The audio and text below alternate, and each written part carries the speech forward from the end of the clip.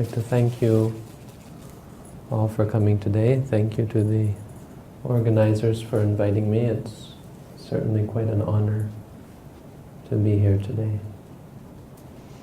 I've been asked to advise or teach on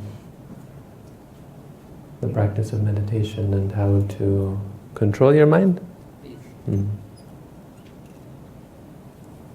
And I believe there's the hope that somehow I can make it applicable to people working in the world. You know, because I imagine you're very busy people, and the fact that you've taken time out of your busy schedules to come here, that means something. I'm happy to be a part of this and to provide my support in this way. A bit loud.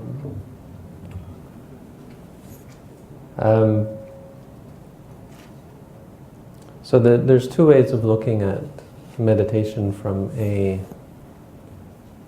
point of view of someone living in the world. Some people might think that they can use meditation to allow them to succeed in the world. I know in America they've started up these courses, meditation for business people. And there's many seminars. I imagine here in Sri Lanka they have these seminars as well, how to be successful. I'm not sure that meditation is really the sort of thing that provides that allows you to, for example, make more money, or get a raise, or so on. Certainly there are aspects of meditation that are useful, and we'll get into that. And I think before we start it's important to remind ourselves with something that as Buddhists, people who know something about Buddhism, many of you are already aware, there's a difference between success, worldly success, and happiness. Sometimes worldly success comes at the cost of your own happiness. Sometimes it comes at the cost of the happiness of others. It comes at the cost of your morality, comes at the cost of your concentration, comes at the cost of goodness. But most important, it comes at the cost of happiness. And this is what we don't want. So the other way you can look at it is, how do I live my life, make money, enough money to survive and to live my life as I see fit, without sacrificing my happiness. And I think this is where meditation is essential. Meditation allows you to keep your happiness, and it allows you to live your life in such a way that you don't make the mistake of living for your work. We work to live, but if you live to work, then you have a problem. If this is not the purpose of life. We know that our lives are only a very limited extent. And at some point we're going to have to give up everything that we acquire in this life. So with that in mind, I would like to offer meditation practice as a means for you to increase your happiness and your well-being. The things that meditation will do for your work, for business, for life, are certainly quite valuable. meditation trains your mind. There are jobs, careers, employment, types of employment that don't require the mind, don't require much mind training.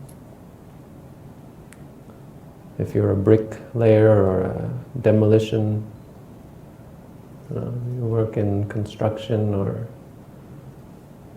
these kinds of jobs, some mental training, very little.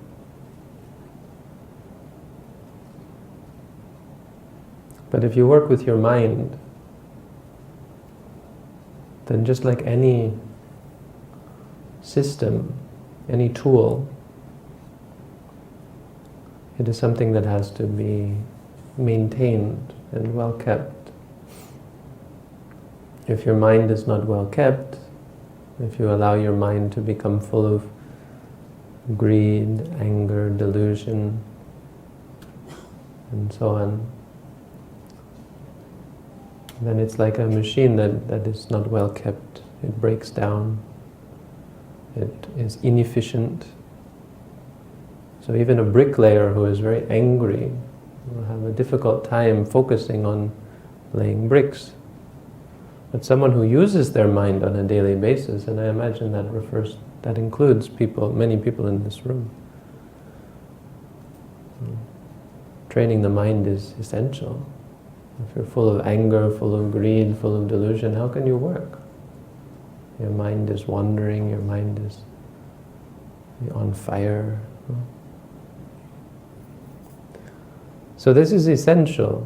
Should be an essential part of our lives. You come to work having showered and washed your clothes and shaved and taken very good care of your body, right down to your nails, clipping your nails, every part, brush your teeth, keep your body well maintained.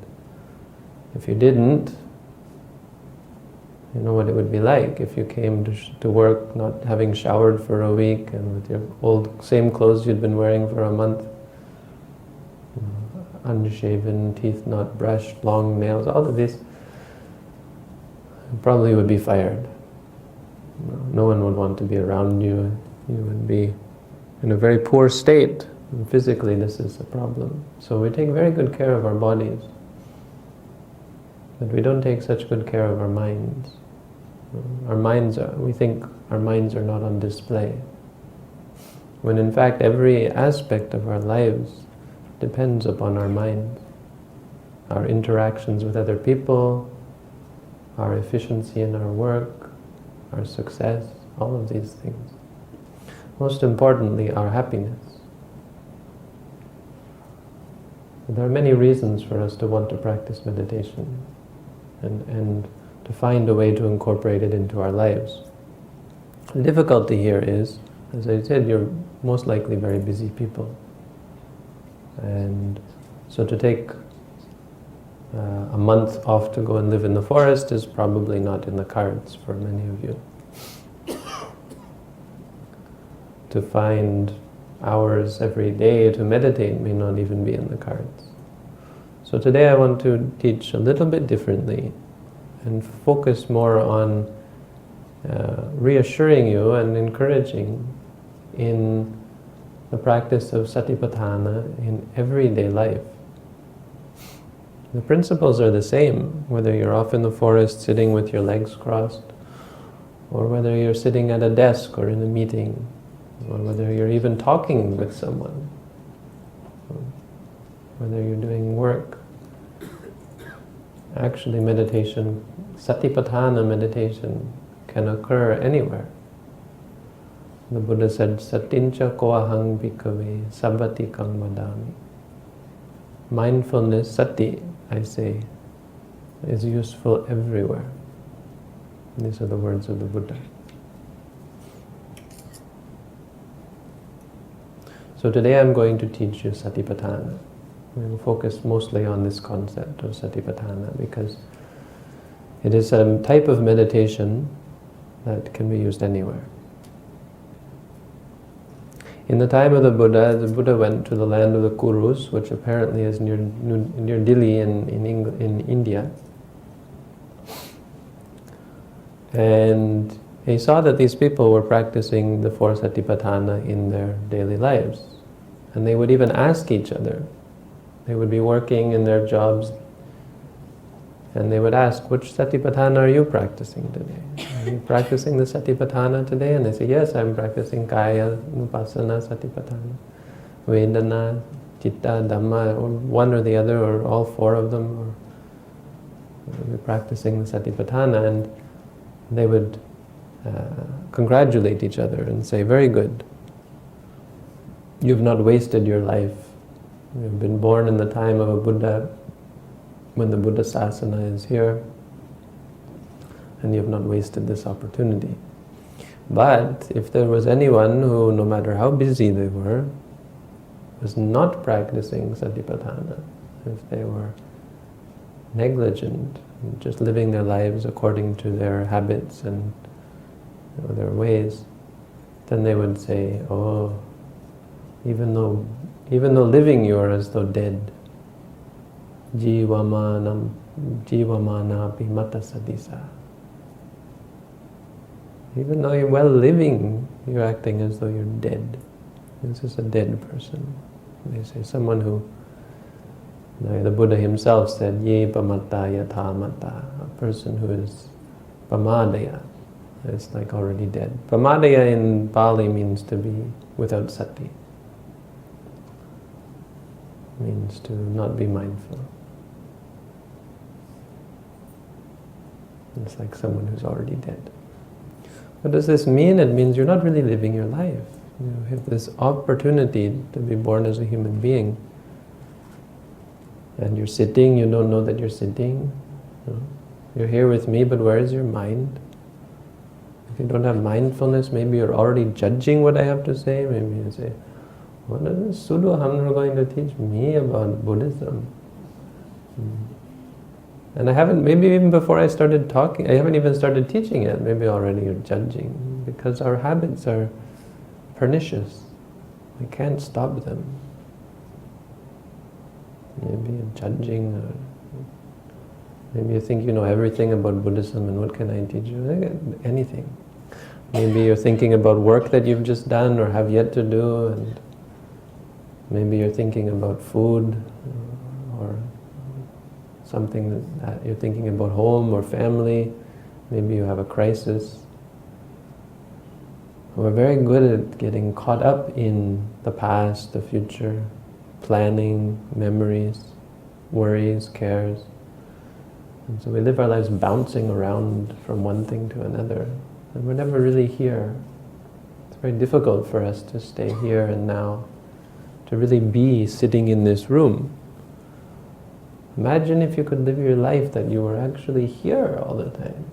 When you're in a meeting, you're actually in the meeting. When you're with your family, you're actually with your family. You're not bothered by your family, bothered by your relatives, your friends. You're with them. Not thinking about future or past.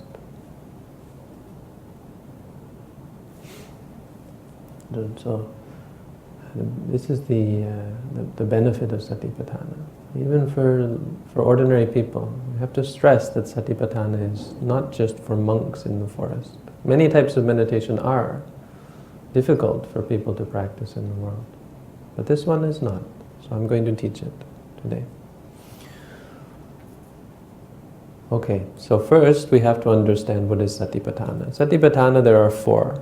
These are the 4 satipatthana. They are the foundations of mindfulness, or the categories of mindfulness, of sati. So, patthana means foundation, or upatthana means founding or establishing. Where we establish our mindfulness. We establish it based on kaya, vedana, citta, dhamma. These are the 4 satipatthana. But first a word about sati. Sati is a tool that I'm going to give to you. And I want to stress that many of you probably have a wrong idea of what sati means. Well, this is because most of us have, because in Sinhala, as in Thai or even in English, The words that we use to translate sati are not correct. They've become colloquial.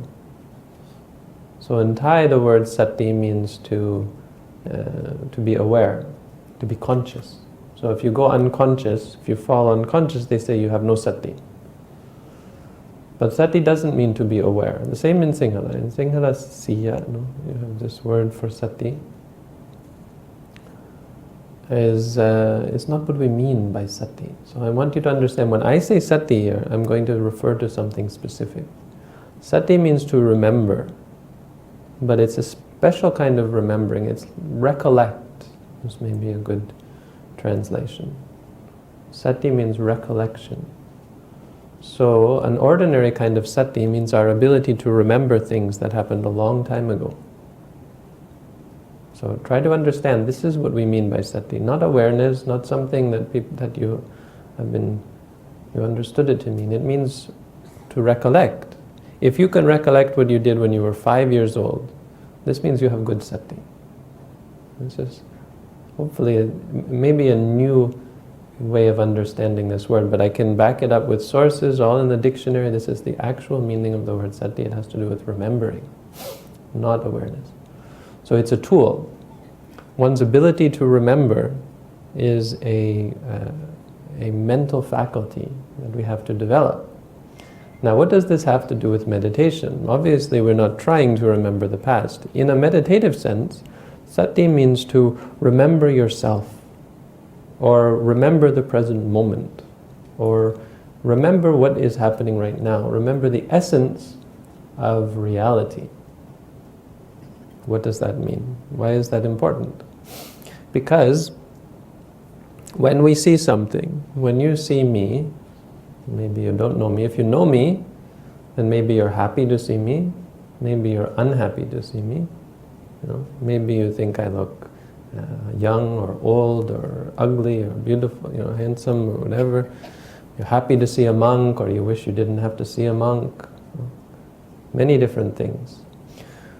You forget what the Buddha said, ditte dittamatang bhavisati.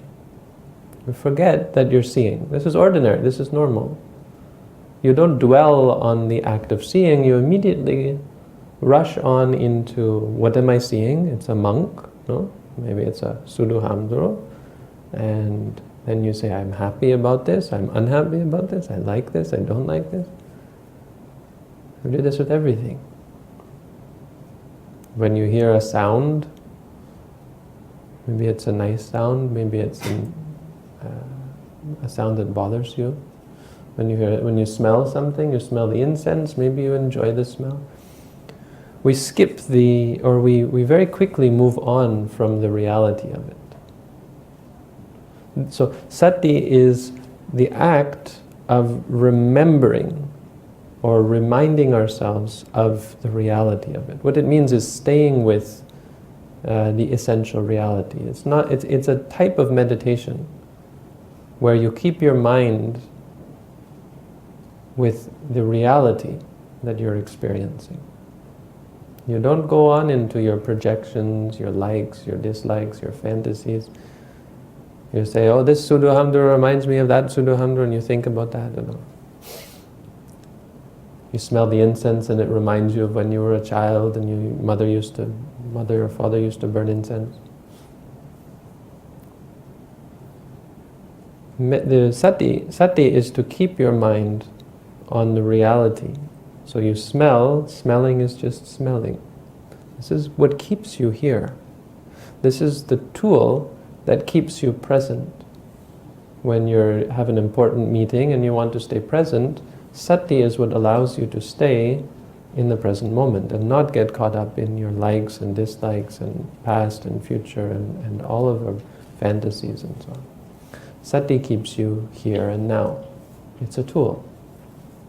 So for example, the Buddha said if you're sitting, know that you're sitting. So you can try this now. Just remind yourself, use a word to remind yourself, say to yourself, sitting, sitting, sitting. And you'll see, suddenly you're here. Just for a moment, but you're actually sitting here. You feel it. in a way that you didn't before. You're present. Suddenly you're no longer in your mind somewhere else. You're here, sitting. This is the magic of sati. It's something quite special. When you're walking, you say to yourself, walking, walking. Remind yourself. That word, when you remind yourself using some word, this is sati. It means to recollect that, to remember that. Don't let your mind wander on. When you see something, you remind yourself. So when you look at me, say to yourself, seeing, seeing. And you'll be very aware of the act of seeing. Suddenly you're no longer seeing a monk or anything, you're just seeing. And your mind is clear. You'll find that when you do this, many of the judgments and partialities disappear as well. You lose the liking and disliking and all of the mental confusion that's in the mind, and your mind becomes clear and calm. If you're able to maintain this, it's actually a great way to keep your mind in a calm place, in a clear state. So you're able to understand and process things. It means your mind becomes more efficient as a result. So this is the meaning of sati. This is what we mean by sati. It means to remind yourself. And we use a word. We create a clear thought in our minds. That is a clear awareness of the activity. This clear awareness is what we call sampajanya. Sampajanya is what happens when you're mindful. When you're mindful, you have sampajanya. It means you see things as they are. Your mind is clear. When you say to yourself, sitting, sitting, that clear awareness of being present, that is what we call sampajanya. You can experience that here and now. And you can use this in your daily life. Let me explain the four satipattana and then I'll show you what I mean. So satipattana are kaya, vedana, citta, dhamma. I would like everyone here now, if you don't know these, then we can memorize them together. Normally, when I teach this, I want everyone to memorize these because this is what we stress. So if everyone could repeat after me. Kaya, vedana, citta, dhamma. Kaya, vedana, citta, dhamma. Kaya, vedana, citta, dhamma. Now you say it. One again. And one more time. Okay. Those are the four satipattana. That's the Pali words. Very important. Actually, this is not to make light of this subject, because this is the core of the Buddha sasana, the core of the meditation or the practice of the Buddha's teaching. The Buddha's last words were appamadena sampadeta. And the commentary says this actually sums up the whole of the Tipitaka. Sakalampihi te pitakang buddhavachanang aharitva katiyamanang appamada pada meva otarati. This appamada is the when you distill the entire Tipitaka down, all that's left is appamada pada, the path of appamada. And appamada means, as I said, to have mindfulness all the time. Satya vipavasa appamadoti vachati. When you always are mindful, this is appamada. So here memorizing this is something quite special. It's not just any kind of, it's just not just any old words. These words are quite special. Important to remember. But more than that, it's important to understand what they mean. So kaya refers to the body. This is when you said to yourself, sitting, sitting, you were mindful of kaya. When you're walking and you say walking, walking, walking. When you're standing, standing, standing. When you're lying down at night and you're aware that you're lying, lying, lying. This is mindfulness of sati and kaya nupassana, satipattana. Seeing the body as the body. We have a meditation that I usually teach, and some of you maybe have heard of this. This is mindfulness of the stomach rising and falling, because the breath is an important meditation object. So when we talk about the body as it's affected by the breath, well, the most obvious effect is the expansion of the body. When the breath comes into the body, the body will expand, right? The chest and the stomach. When the breath goes out of the body, it will contract. So if we want to practice anapanasati in regards to the body, then we focus on the expanding and the contracting. So you may have heard that they practice bim bim ekidima bim bim. Some of you know this. This is why they practice that. But I'm not going to focus on that today, because I want to stress that this is something that you can use in your life as you already live it. When you're driving in your car, you don't have to watch the breath, you just watch your driving. You can say sitting, sitting. When you turn the wheel, turning. When you press on the gas, pressing. When you lift your foot, lifting. Even whatever you're doing, you can be mindful. When you're just sitting here, sitting in a meeting, or sitting, sitting. When you're talking to someone, if you're quite proficient at this, I can be mindful that my lips are moving even when I'm talking to you. It's something that you can actually... Someone thought I was crazy. I had one student once who got quite upset with me because she thought I was totally out to lunch. She said, how could you possibly be talking to someone and be mindful? Even talking is mostly physical. Even when you're talking, the impetus comes from the mind. But much of the lips moving, this is not mental, this is physical. And you can watch as it's happening. When you're writing with your pen, be aware that you're writing. Of course, you can't do it all the time, because you still need the mental activity of working, calculating, thinking, planning, all of this. This doesn't mean that I want you to be doing this all the time. Of course, it would be great if you could, but you probably would get fired. Because there's no way you could do your work if you didn't put your mind on your work. This is clear. But from time to time, in between mental activity, when you're walking from one room to the next, walking to work, walking home, walking to the car, then of course you can be mindful. You should be mindful. Otherwise your mind will work too hard. When we're not mindful, our mind works very, very hard. It works overtime. And this makes us tired, it makes us distracted, makes it hard for us to do our work, to live our lives. You find that when you're mindful, you have the freedom from all of the anger and greed that tires you. And as a result, you're quite fresh, and you have more energy. You're more efficient. The key here is efficiency. You want to run efficiently, you have to guard your mind from those things that tire the mind, that make the mind suffer. The mindfulness helps to do that.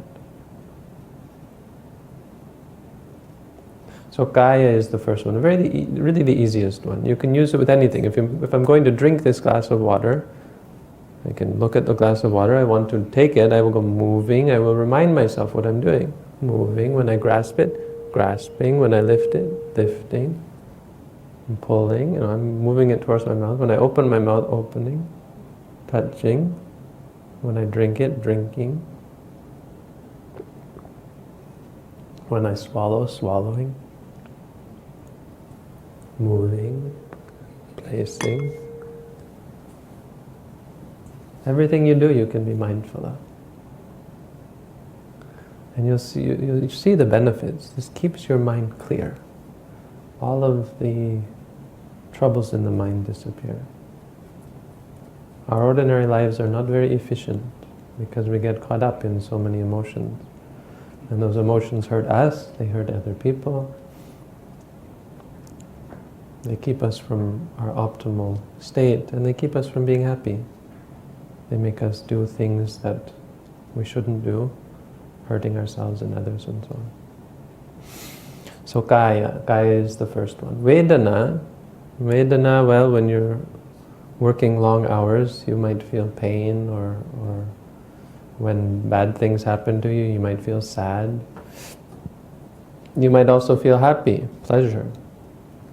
When you're not working, maybe you go out drinking and you get drunk and you have lots of pleasure, or you listen to music, or maybe you watch television and it gives you pleasure. But that can be a problem if you're not mindful, which obviously is impossible if you're drunk, because you become attached to it. We think, well, what is the problem with pleasure? Isn't happiness a good thing? Aren't you talking about happiness? We have to differentiate two kinds of happiness. There's amisa sukha and samisa sukha. Sukha, happiness that takes an object, and happiness that is nothing to do with your experience. That is just you happy. Just happy without needing this or needing that. Samisa sukha means that you need this to be happy. If you don't have music playing, you're not really happy. If you don't have this kind of food, something's missing from your life. This happiness that requires something to be happy. And that kind of happiness is quite dangerous, especially if you become very much addicted to that thing, to the point where you obsess about it. You're sitting here right now, maybe there are things like this. As I said, with food, you find that your mind suddenly is thinking about food. Why? Because you like it so much that it invades your daily life. You know you're not going to eat, you don't intend to eat food, but still, if I start talking about food, you'll find that your mind craves it because it's used to it. So.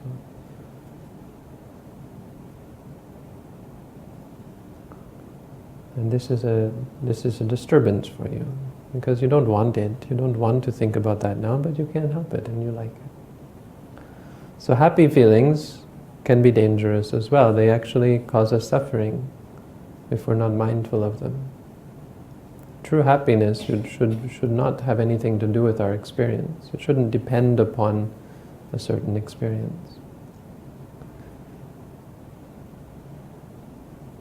And so we want to be clear. It's not we don't want to be happy, but also we want to be clear that even pain is not really a problem.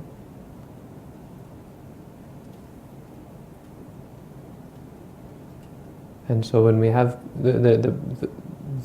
the problem is when you get upset. You get upset because you don't have happiness, or because you're not calm, or you get upset because you're in pain. And this is not necessary. It's possible to experience physical pain without getting upset. In fact, it's important to.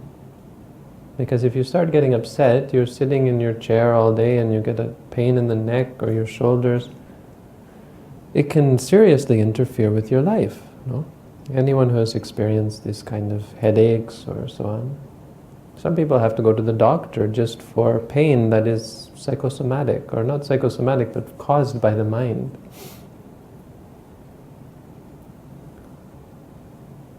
Most headaches are not the cause of your physical environment, they're cause of your state of mind, right? Caused by your state of mind. Tension in the neck or the shoulders mostly is caused by stress. All of these things you can be free from, and all of these things have a strong impact on your life if you're not mindful of them.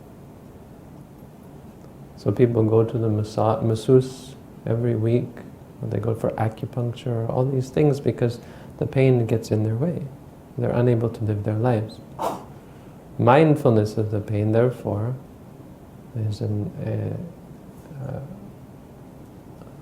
very powerful tool if we can just be with the pain and not react to it, not get upset by it. This is possible. This is what satipattana does for you. How does it do it? When you experience pain, remind yourself, remember the meaning of sati, remind yourself, pain, pain, pain. Remind yourself this is pain. Stay with the pain, don't get into your liking, disliking, judging of the pain. Don't let your mind go there. Keep your mind with the reality of it. When you feel happy, don't get caught up in it. Don't become attached to it. Keep your mind clear, say to yourself, happy, happy. It's not wrong to feel happy, of course. But if you're not mindful, you become attached to it. And this is a problem. So say to yourself, happy, happy. If you feel calm, same thing. Say to yourself, calm, calm. This is Vedana, mindfulness of the feelings. Citta means mindfulness of the mind. These are our thoughts, so memories or planning.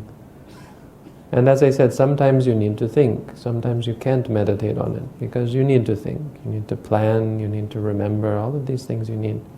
But from time to time, your mind will get obsessed with thoughts that are useless. Remembering what's the bad things that someone did to you. There's no point in that. It just makes you more angry. Worrying about things in the future. What's going to happen with this? What's going to happen with this? And you know it's useless, but you can't stop yourself. We don't have to stop ourselves.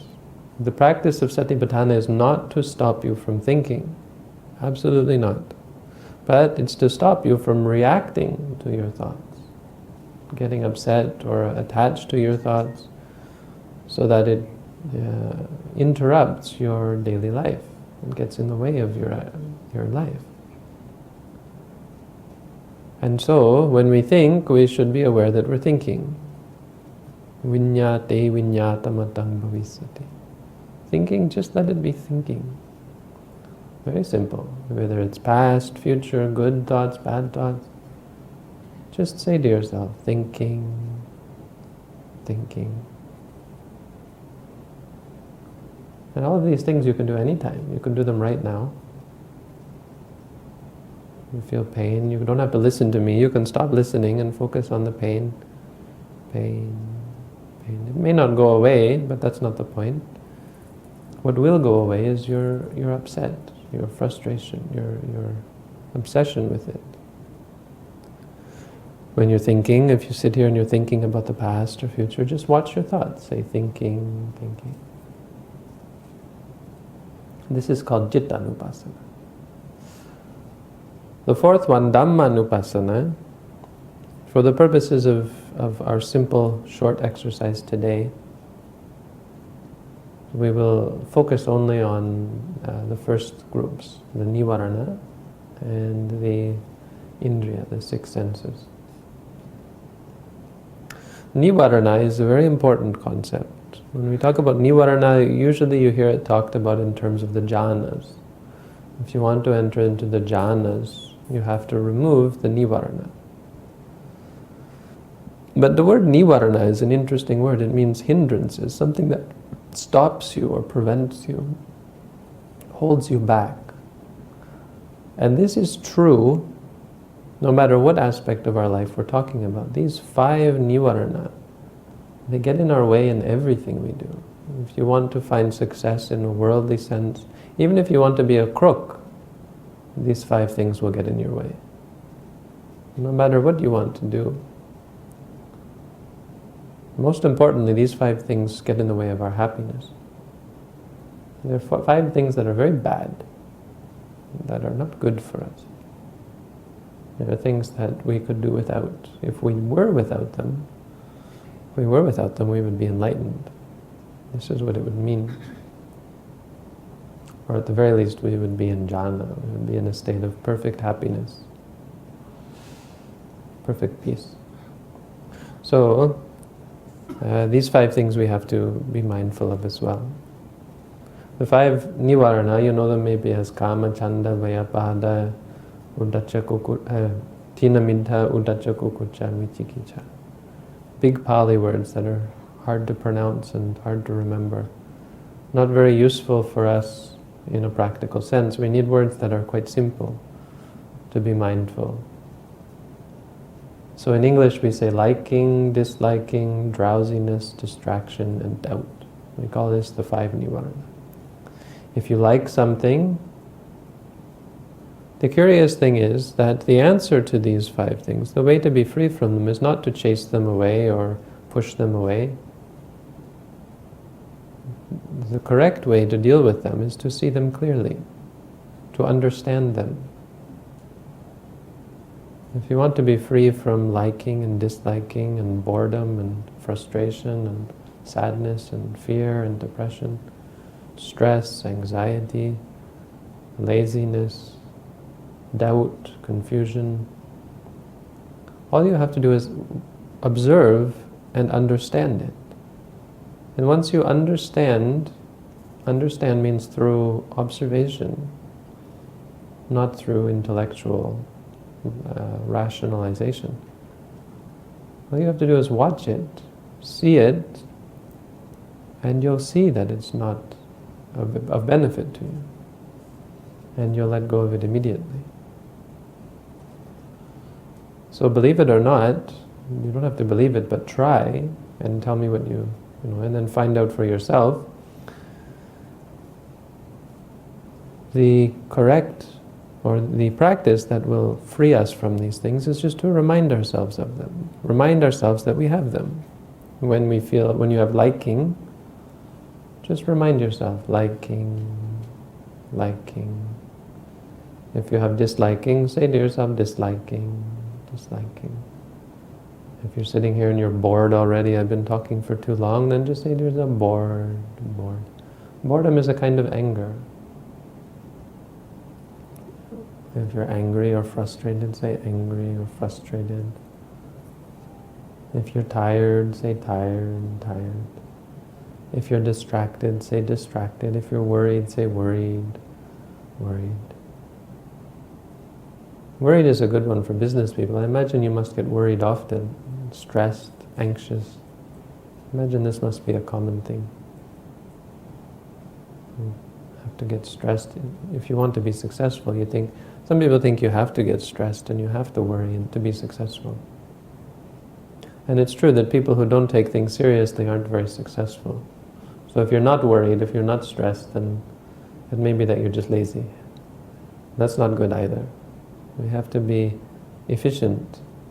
But we don't have to get stressed. It doesn't require you to be stressed. But the only way to be efficient and committed without being stressed or worried is to be mindful, to be clearly objective and aware of things. And so when you feel stressed and worried, you say to yourself, stressed, worried. If you have doubt or confusion, you say to yourself, doubting, or confused. So it's reminding yourself of the state. Because what that does, the problem with these things is not exactly that they've arisen. The real problem comes when we recycle them, we reiterate, we reify them. Reify them means it arose. Suppose you get anxious.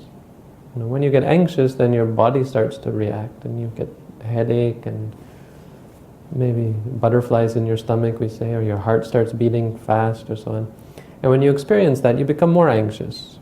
You get anxious about that. So you're actually anxious about your anxiety. And this makes you more anxious and more anxious and more anxious. Or when you're angry about something, if I make you angry, then you look at this anger and you say, he made me angry, and that makes you more angry. And you think, why did this person make me angry? Why is this person doing this thing that makes me angry? And you get more angry, and it builds and builds and builds.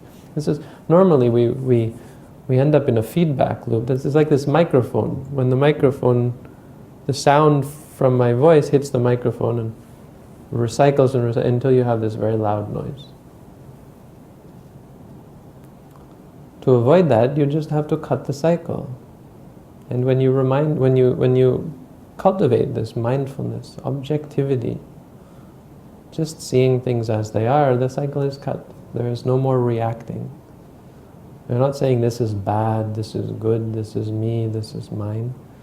You're just saying this is this. This is the key. When you look at something and say that is that, like the Buddha said, ditte ditta matang bhavisati. Seeing is just seeing. Hearing is just hearing. When you get to that, you break any kind of cycle of any problem that might arise based on the experience. So this is Dhammanupassana, mindfulness of the hindrances. The second part of this is the senses, so seeing, hearing, smelling, tasting, feeling, thinking. The senses are neutral in themselves, but are really the cause of our problems, right? You see something, then you like it or you dislike it. You hear something and you like it or you dislike it. You smell, you taste, you feel something, and you like it or you dislike it. You like these chairs because they're soft, but when you have to sit on the hard floor or when you have to stand around all day, you're disliking. And when you think something, either you like or you dislike it. And so this as well is a very important aspect of our lives. This is a very good way. This is why the Buddha mentioned it to Bahya when he said ditte ditta matang bhavisati, because the senses are a very good way of understanding the entirety of existence, of reality. It means everything. It means if you know the six senses and if you know how to deal with them, then no problem can come to you. Because everything that you experience has to come through one of the six senses. It's either seeing, hearing, smelling, tasting, feeling, thinking. So if you have a problem in your life, it cannot be outside of these six things. Remember, when you say, I have this problem, the only thing that's happening is the six senses at that time. If you can see it just as the six senses, even your own death, even if someone's trying to murder you, it simply comes down to six things: seeing, hearing, smelling, tasting, feeling, thinking. So for those things that you can't avoid I had a student once, a Canadian woman, not even Buddhist, and she came for a week to practice meditation. And after that many years later, I heard from her sister that she had been in a crash. She was on a bus, and the bus hit a moose. I don't know if you know what a moose is. A moose is like a big deer. It's an animal that's very big. And the bus hit the moose, and it actually sent the bus off the road. Or maybe the bus tried to avoid the moose and it went off the road. And a big crash, and she went flying out of the bus, and she landed on a rock, and she was just lying there, I think broken bones and totally hurt, waiting for the ambulance. And she just watched her breath, because I taught her how to watch the stomach. And she said, rising, falling, bim bim meheki. And she was totally calm and at peace with herself. It was totally clear mind, even after all the suffering. And they said when the doctors arrived, when the ambulance arrived, they couldn't believe how calm she was, just talking to them and telling them what was wrong. Even extreme experiences, anything you face in your life, if you're objective about it, if you really understand it, none of it is a real problem at all. So this is what we mean by the four satipattana. This is the practice that we undertake. It's what I want to share with you. We still have some time, so I'd like to take some questions maybe, and then if we still have time, we can actually do a meditation sitting here together.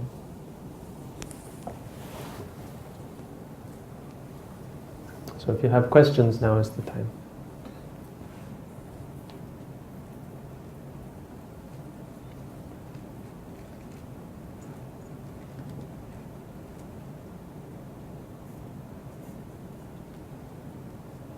Yes, sir. So with regard to the senses, you're stimulated by one of the senses.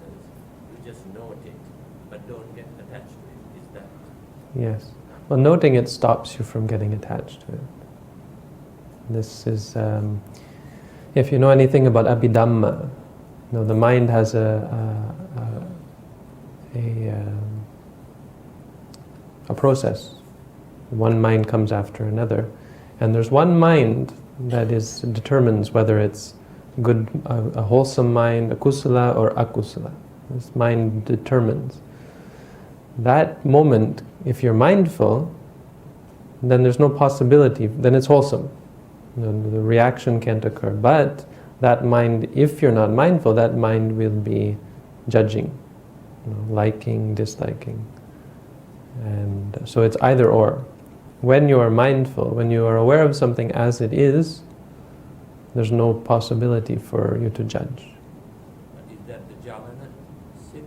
It's before the jhavana. It's what causes the jhavana, I think. I'm not a really good Abhidhamma scholar, but I'd like everyone now then to close your eyes.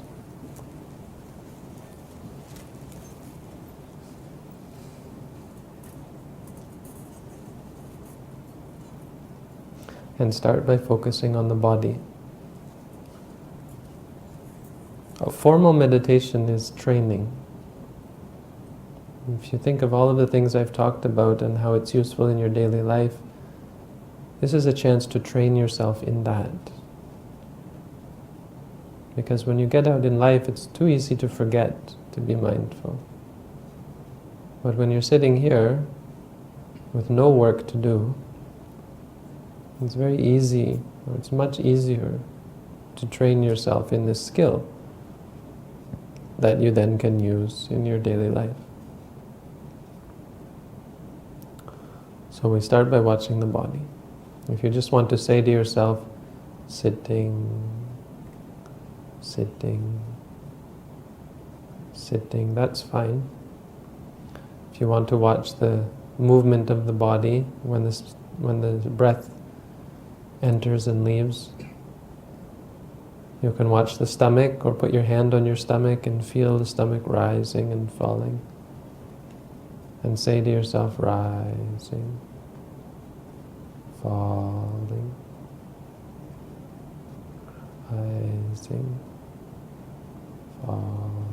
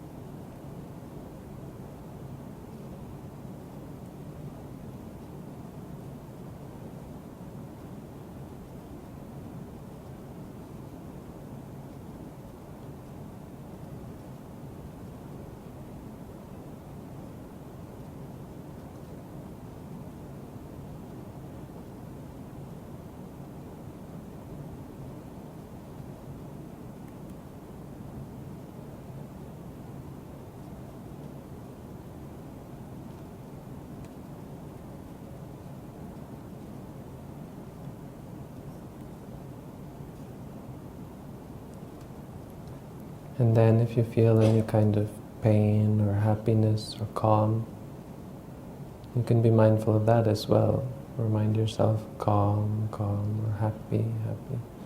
Or if you have pains, focus on the pain and say pain, pain, pain. Until it goes away. And when it's gone, come back again to the body. Rising, falling, or just sitting, sitting.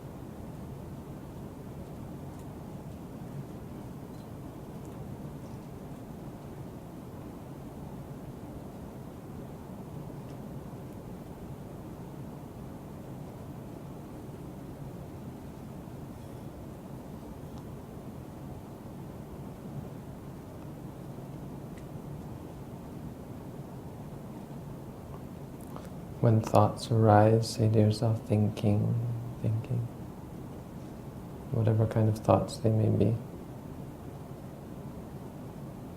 It's very difficult in the beginning to catch them when they start. But that's okay. Whenever you catch them, just remind yourself, thinking, thinking. And then let them go. Come back to the body.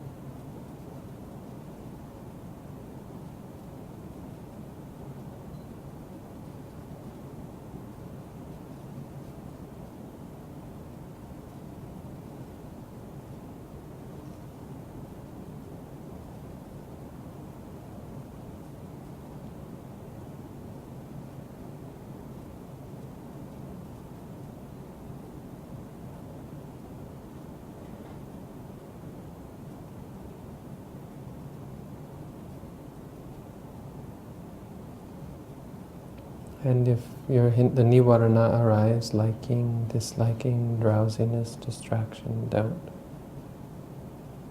just say to yourself, liking, liking, disliking, disliking, drowsy, drowsy, distracted, distracted, doubting, doubting.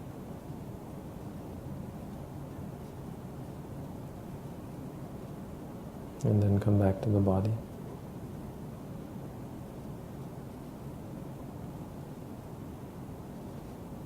If you see anything with your eyes closed, say to yourself, seeing, seeing. Don't get caught up in things that you might see or hear, or smell or taste or feel. Just remind yourself, seeing, seeing, hearing, hearing.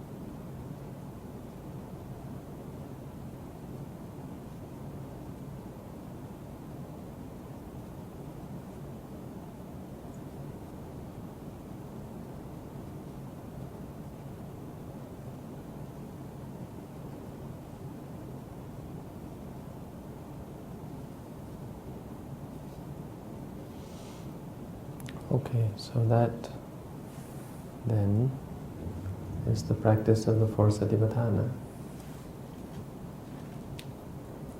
I think we have still 10 more minutes